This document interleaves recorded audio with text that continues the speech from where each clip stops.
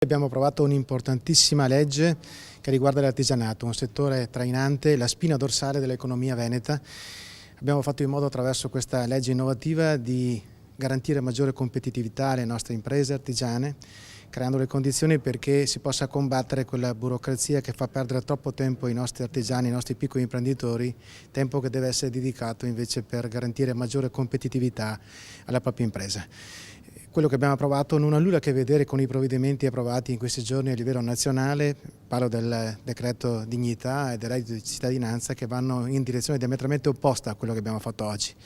Però a livello nazionale abbiamo continuato a ribadire che è indispensabile guardare le imprese con occhio diverso, abbandonando quell'ideologia che è tipica di una sinistra ormai sorpassata. Gli artigiani veneti, con il loro bagaglio di esperienza, conoscenza e intraprendenza, hanno chiesto responsabilmente di creare sinergie con l'istituzione regionale ed è proprio per questo motivo che arriviamo oggi coesi all'approvazione del progetto di legge e apprezzando quelle politiche che sono capaci di tracciare obiettivi lungimiranti con processi partecipati, una prassi che mi auguro venga mantenuta anche in futuro e venga rispettata.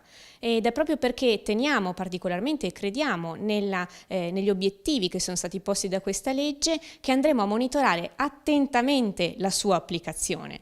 Lo faremo perché chiediamo che la Regione valorizzi quegli investimenti e le imprese capaci di creare valore aggiunto, non tramite contributi a pioggia o valutazioni tramite una griglia di punti. Si mette al centro la figura del maestro artigiano e della bottega scuola.